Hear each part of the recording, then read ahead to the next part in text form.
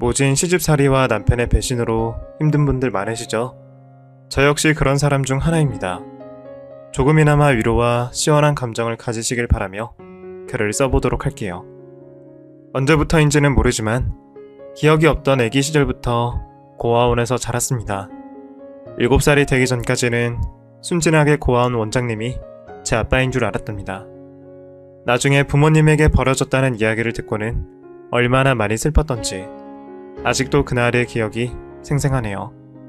19살 생일이 지나고 고아원에서 독립해 혼자 살기 시작했을 땐 세상이 두렵고 무서웠습니다. 혈혈단신으로 살아간다는 게 쉬운 일이 아니어서 전쟁 같은 삶을 살아야 했기 때문이죠. 대학은 당연히 돈이 없어서 가지 못해서 고등학교 졸업장만 가지고 들어갈 일자리를 구해야 했답니다. 처음엔 우유 배달과 신문 배달을 하며 생계를 유지하다가 20살이 되던 해에 아주 작은 회사의 격리사원으로 들어갔습니다. 할 줄 아는 게 없긴 했지만 일을 가르쳐주시는 사수님이 계셔서 열심히 배웠습니다. 그리고 고아원에서 살며 익힌 운치와 센스가 넘쳐서 윗사람들이 필요한 걸 미리 준비하고 일 처리하며 열심히 일했습니다. 덕분에 제자리는 안전했고 오랜 시간을 일할 수 있었습니다. 그렇게 세월이 조금 흘러 제 나이 24이 되었을 때 처음으로 남자를 사귀게 되었답니다. 저희 회사의 새로운 경력사원이었는데 훤칠하고 멋진 사람이었습니다. 성격도 서글서글하니 사람들에게 사람 좋다라는 말을 참 많이 듣던 분이었습니다. 여하튼 그이가 저를 짝사랑하고 있었다며 어느 날 고백을 해주었는데 너무 설레서 아무 말도 못하고 부들부들 떨기만 했습니다. 그래서 며칠 뒤 다시 이야기를 나누었는데 저를 진심으로 좋아하고 있다는 말을 해서 어떻게 대답해야 할지 모르겠더라고요.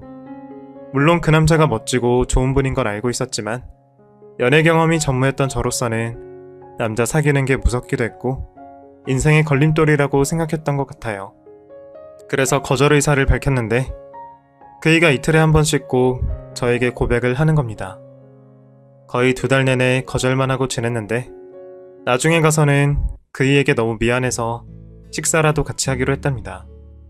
그런데 그 자리가 첫 데이트가 되었고 연인이 된 순간이었습니다. 제가 살면서 그렇게 많이 웃던 날이 또 있을까 싶을 정도로 재밌고 즐거운 시간을 보냈죠. 그래서 저희 두 사람은 회사에서도 밖에서도 늘 붙어 다니며 달달한 나날들을 보냈답니다. 세월은 빨리 흘렀고 사귄 지 1년이 지나자 그이가 결혼하자고 청혼을 했습니다. 전 아직 25밖에 되지 않아 내후년에나 하자고 대답했는데 남편이 강하게 밀어붙이는 바람에 결국 승낙하고 말았습니다. 얼마 뒤 시댁에 인사를 가게 되었는데 시부모님과 고등학생인 시동생과 시누이까지 복닥거리는 집안이더라고요. 고아인 저에게 한없이 부러웠고 이 집의 일원이 된다는 생각에 가슴이 들떴습니다. 하지만 약간의 예상대로 천의 고아인 저를 시댁에서 마음에 들어 하지 않으셨습니다. 학력도 가족도 아무런 뒷배경이 없었으니 말이죠. 식구들은 저를 보고 한 번도 웃어주지 않고 조용히 침묵하며 식사만 했답니다. 그러다 시어머니의 말씀이 정막을 깨트렸습니다. 그러니까 고아원에서 살다가 나와서 여지껏 혼자 살았다고? 네, 어머님. 저에겐 가족도 없고 친구도 없습니다. 그리고 모아둔 재산도 거의 없어요. 아무것도 없지만 오빠를 진심으로 사랑합니다. 그러니 꼭 허락해주세요. 저는 외워둔 말을 토시 하나 틀리지 않고 말했습니다. 그러자 시부모님은 맏며느리 될 사람은 직장을 그만두게 하고 시댁에서 2, 3년 정도 가르치다가 내보낼 생각이었는데 괜찮냐고 물어보시더군요. 이에 저는 당연히 좋다 대답했고 가족이 생겨서 기쁘다고 말씀드렸습니다. 첫 대면하는 자리라 식구들이 어떤 사람인지는 잘 몰랐지만 남편을 떠올리면 분명 좋은 사람들일 거라고 확신이 들어서 고민하지 않고 시집살이를 결정했습니다. 그렇게 얼마 뒤 약소한 결혼식을 올리고 제주도로 신혼여행을 다녀와 시집에서 제 2의 인생을 시작하게 되었습니다. 눈치가 빠른 저는 어떤 일이든 잘 해내려고 길을 쫑긋 세우고 집안을 돌아다녔습니다. 특히 제가 잠이 별로 없어서 새벽 5시에 미리 주방에 나와 쌀을 씻고 국거리를 준비하기도 했습니다. 그럼 6시 정도에 시어머니가 나오셔서 함께 아침을 지었죠. 그리고 식사를 마친 뒤에는 남편을 출근시키고 집안 청소를 시작했습니다. 시댁이 단독주택에 마당까지 있어 청소할 것이 많아 시간이 금세 지나갔답니다. 오후부터는 시어머니가 그때그때 시키는 일을 하며 시간을 보냈고, 저녁이 되면 똑같이 식사 준비와 정리를 하고 나서 남편의 사랑을 받으며 밤을 보냈답니다. 이런 시간이 한 달 정도 반복되었는데 꽤 즐거웠고 행복했으며 버틸만 하더라고요. 가족들과 깊이 친해진 건 아니었지만 한 집에 살아보니 가족의 정을 조금은 느낄 수 있었습니다. 저는 결혼 생활이 이렇게 무탈하고 무난하게 잘 보낼 줄 알았습니다. 그런데 한 달의 시간이 지나자 시부모님과 시동생들의 태도가 확 변하기 시작했습니다. 마치 수습기간을 거친 직원을 대하는 것처럼 본색을 드러내는 것 같았습니다. 나이가 10살 이상 어린 시동생들은 사춘기가 지났을 나이였는데도 저에게 히스테리를 부리더군요. 도련님은 반찬 투정을 심하게 하고 자기 방에 허락도 없이 들어와 청소하느냐며 성질을 부렸고, 시누이는 자기 교복과 양말, 스타킹을 왜 손빨래로 하지 않았냐고 악을 쓰며 대들기도 하고, 새언니라는 말 대신 아줌마라고 불러댔습니다. 아직 어리고 미성숙한 시동생들은 그러려니 했는데 시부모님은 이보다 훨씬 더 심하셨어요. 아버님은 은퇴한 군인이셔서 하루 종일 집에 계시며 시시때때로 저를 불러 이거 해라 저거 해라 하며 시녀 부리듯이 부려먹었습니다. 어이 새아가, 어서 내 어깨랑 다리 좀 주물러라. 날씨가 흐린 게 몸이 쑤시기 시작하네. 얼른 와서 주물러. 네? 안마요? 저 한 번도 안 해봤는데. 시키면 할 것이지. 못한다고 가만히 있으면 쓰냐? 어? 내가 가르쳐 줄 테니까 빨리 주물러. 저는 마지못해 시아버지께 안마를 해드렸는데 손에 힘이 부족하다며 매일 1시간씩 주무르게 하셨습니다. 또 장기와 바둑을 좋아하셨는데 같이 할 상대가 없어 아무것도 할 줄 모르는 저에게 매일 혼을 내시며 가르치셨답니다. 시어머니는 제가 시동생들과 시아버지께 시달리는 걸 노는 거로 간주하셨습니다. 저더러 집에서 하는 게 뭐가 있느냐며 쥐잡듯이 잡으셨답니다. 넌 시아버지하고 바둑 둘 때냐? 오늘 큰할아버지 제사라고 했잖아. 당장 와서 준비해. 내 어머님 지금 가요. 그래서 시아버지께 사과드리고 주방으로 나갔더니 아무것도 없었습니다. 어머님은 제가 직접 장을 봐오고 혼자 제사상을 차려야 한다고 하셨습니다. 맏며느리가 해야 할 일이니 토달지 말고 당장 움직이라고 으름장을 놓으셨어요. 처음 제사 음식을 준비하는데 할 줄 아는 음식이 많지 않아 엄청 크게 혼이 났습니다. 그런데 시어머니는 가르쳐줄 생각이 없으셨는지 제사 관련된 책 한 권을 던져주시고 알아서 하라고 하시더라고요. 그래서 어쩔 수 없이 제사 준비를 어설프게 다 차렸더니 돌아오는 건 식구들의 무시와 막말이었습니다. 이따위 음식을 조상님 드시라고 차려느냐며 쌍욕을 먹었죠. 남편은 이런 상황에 닥친 저를 구해주지 않고 가만히 보고만 있었습니다. 나중에 제사가 끝나고 방에 들어가 왜 모른 척 했느냐고 물었더니 시집살이 중 아내 편을 들면 더 힘들어질 거라며 저를 위해 그랬다고 말하더라고요.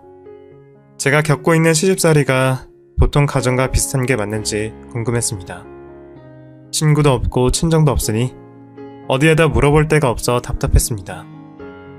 이런 식으로 혼나고 불러다니며 하루 종일 비지땀을 흘리는 게 보통의 일상이었습니다.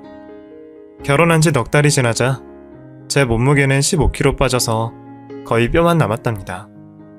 몸도 안 좋고 신경 쓰는 게 많아 머리도 아프고 속도 매일 쓰렸죠.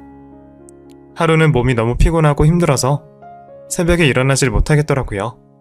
그래서 늦잠을 자는 저를 깨우러 온 시어머니께 일하기 힘들다고 말씀을 드렸더니 불같이 화를 내셨습니다. 어머님, 저 몸이 너무 아파요. 열도 심하게 나고 온몸이 무거워서 움직이기 힘들어요. 그래서 어쩌라고. 난 남이 아픈 거에 관심 같은 거 없거든. 당장 나와서 우리 식구 먹을 밥 차려. 저는 기어가는 목소리로 네? 오전만 쉬면 안 될까요? 라고 애원하듯 말씀드렸더니 제가 덮고 있던 이불을 걷어내며 팔을 잡아당겨 주방까지 끌고 가셨습니다. 결국 아무도 절 구해주지 않으니 천근만근 무거운 몸을 억지로 세워서 아침을 차렸네요. 당연히 점심과 저녁에도 시아버지가 부르시면 달려가서 바둑을 두고 어머님이 부르면 집안일과 잡다한 일을 다 했습니다. 또 공부에 전념하고 있는 시동생들에게 간식을 챙겨주려고 늦은 밤까지 잠을 자지 못하고 시녀처럼 하루를 보냈습니다. 다른 어느 곳에 이탈하지 않고 똑같이 맴도는 톱니바퀴처럼 시댁 안에서 미련하게 일만 한 것 같아요. 저 참 바보 같죠? 누구한테 시집살이를 배운 적도 없고 구해주는 사람이 없어 이게 맞는 거구나 하고 푸념하고 이를 악물고 버텼답니다.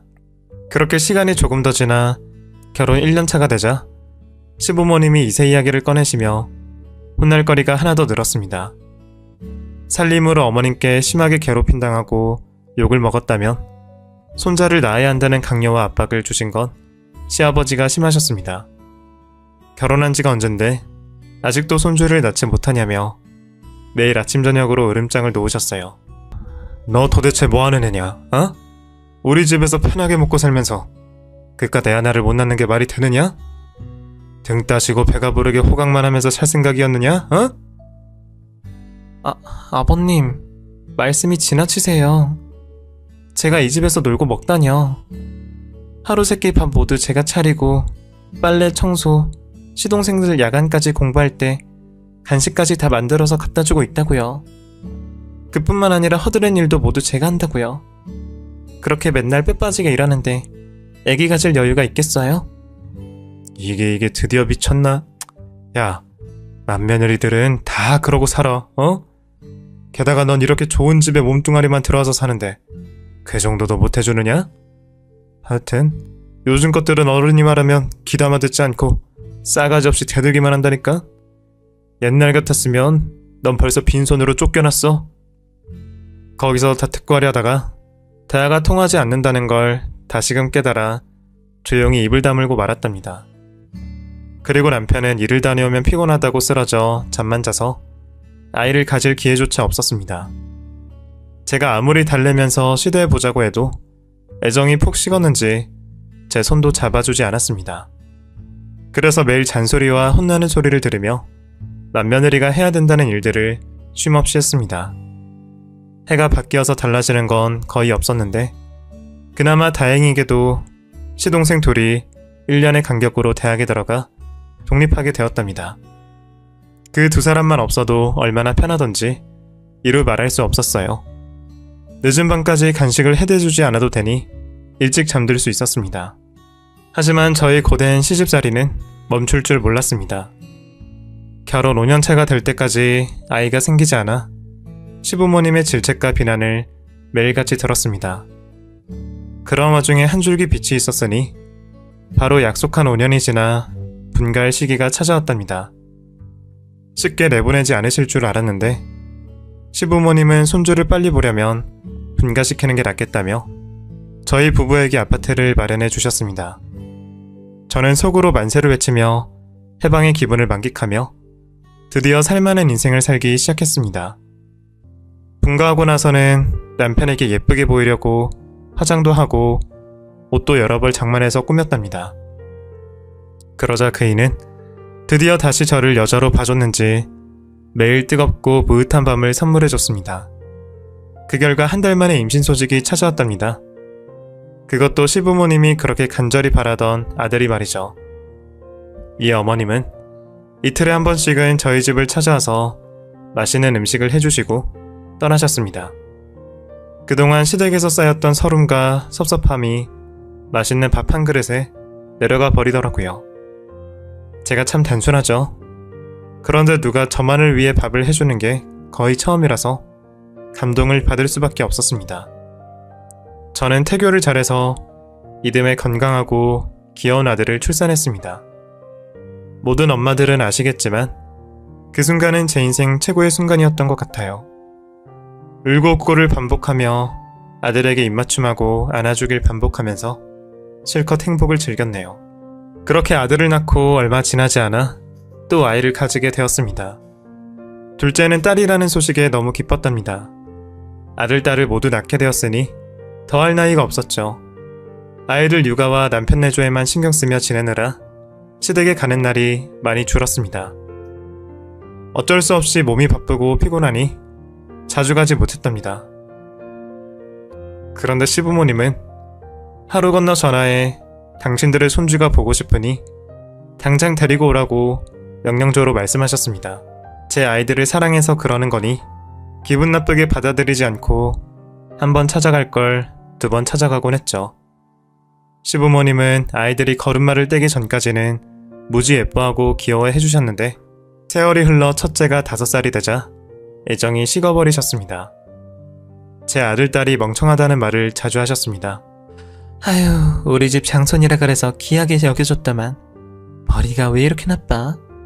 한글을 그렇게 열심히 가르쳤는데 아직도 기억자 하나를 쓰지 못해? 누굴 닮아 이리 무식한 건지 원. 대개 5살이면 한글을 잘 익히는데 제 아이들은 조금 느려서 읽고 쓰는 걸 어려워했습니다. 그런데 시부모님은 몇 번 가르쳐 보시더니 무식하고 멍청해서 정이 떨어진다며 아이들을 피하셨고 학력이 짧고 고아원에서 자란 저를 빗대어 무시의 말을 매일같이 하셨답니다. 애들 머리가 나쁜 건 다 네 탓이야. 아무리 고아원에서 못 배우고 컸어도 머리 좋은 애들은 많다고. 그런데 애들을 보니 네가 진짜 무식하고 천박한 애라는 걸 다시 한번 깨달았다. 나중에 애들이 크면 어떻게 될지 안 봐도 비리호야. 어머님, 무슨 말씀을 그렇게 하세요? 저도 중고등학교 시절에는 반에서 1등도 하고 그랬어요. 대학은 단순히 돈이 없어서 가지 못했다고요. 아이들이 한글 좀 느리게 익히는 게 이렇게 욕하실 일인가요? 야, 5살이면 한글이고 산수고 어느 정도는 할 줄 알아야지. 그런데 네 아들딸은 아무것도 모르는 똥강아지랑 다를 바가 없어. 애들이 내 아들을 닮았으면 벌써 영재 소리 들으면서 동네방네 유명인사가 됐을 거야. 야, 앞으로 애들 데리고 우리 집 오지 마라. 열불 나서 밥맛 떨어지니까. 5살, 4살 애기들이 다른 아이들보다 아주 조금 느리다고 이런 식으로 절 닮아 무식하다며 꼴보기 싫다고 돌려보내셨습니다. 손주들이 애교를 부려도 정이 안 간다며 잘 안아주지도 않으셨죠. 그래서 저도 기분이 상하고 나빠서 시댁에 아이들을 데리고 가지 않았습니다. 저만 시어머니가 부를 때마다 가서 며느리 노릇을 하고 돌아오는 게 전부였죠. 그렇게 세월은 흘러갔고 아이들은 건강하고 바르게 그리고 평범하게 잘 자랐습니다. 시부모님이 무시할 만큼 떨어지지 않았고 학교에 들어가 잘 적응하고 공부도 참 잘했습니다. 그런데도 시부모님은 아이들 얼굴이 저와 판박이라며 제 남편의 얼굴이 보이지 않는다며 멀리하셨습니다. 저를 얼마나 싫어하셨으면 이러실까 하며 생각을 해봤는데 고아로 자라고 가진 게 없어서 그러시는 것 같았습니다. 한편 남편은 시간이 지나며 밖에서 보내고 오는 시간이 길어졌습니다. 집에 오면 아이들에게 이리저리 치이고 힘들어서 퇴근 후 동료들과 술을 마시고 느지막하게 들어왔습니다. 스트레스가 심한 가장이니 이 부분을 이해해주려고 했습니다. 집에서 온전히 휴식을 갖는 게 어려우니 좋아하는 술 한잔 기울이고 천천히 들어와도 좋다고 말해주었네요. 가정을 돌보는 와중에도 시어머니의 부름에는 항상 거절하지 못하고 달려갔습니다. 아파트를 마련해 분가도 시켜주고 혼수도 채워주셨으니 명령이 떨어지면 한달음에 찾아갔습니다. 시댁에서 지내는 제삿날은 물론이고 식구들의 생일, 여러 행사가 있을 때마다 주방에서 홀로 상다리가 부러지도록 음식을 만들고 대접하고 치우고 살림을 봐드리고 돌아왔답니다. 거의 일주일에 2-3번씩은 찾아가 시키는 살림을 해치우고 와야만 했죠. 그래서 제 가정과 시댁을 바삐어가며 이 한문 부서져라 일만 했던 것 같습니다. 고생을 참 많이 했는데 그럴 때마다 아들딸의 포옹과 뽀뽀 한 번이면 모든 화가 풀어지고 몸에 기운이 솟았습니다. 이건 어느 엄마나 마찬가지일 겁니다. 세월은 흐르고 흘러 아들이 고3이 되었고 딸아이가 고2가 되었네요. 두 아이는 시어머니의 막말과는 전혀 다르게 공부를 참 잘했습니다. 모의고사를 보면 항상 1등급을 받아내는 똑똑한 아이들이었죠. 그래서 전 수험생인 아들을 위해 매일 헌신했습니다. 아들내미가 잠자는 시간만큼만 잠을 자고 뒷바라지를 제대로 해주었죠. 남편이 가회와 학원을 보내주고 있어 밤늦게 집으로 돌아왔는데 그때마다 영양가 있는 음식과 머리에 좋은 간식들을 해주었죠. 그리고 문득 제 삶을 뒤돌아보았는데 결혼한 지 25년이나 되었더라고요. 제 삶의 절반을 남편과 시댁 식구들과 함께 했다는 것에 신기하기도 했고 어떻게 버티며 살았을까 하는 생각도 들었답니다. 남편은 분가에서 2년 정도 저를 애지중지하며 사랑해 주었는데 그 이후로는 무심하고 무뚝뚝했습니다. 자식을 낳으면 부부가 멀어진다는 말이 있는 것처럼 저희도 예외가 아니라고 여기고 이날 이때까지 지낸 것 같습니다.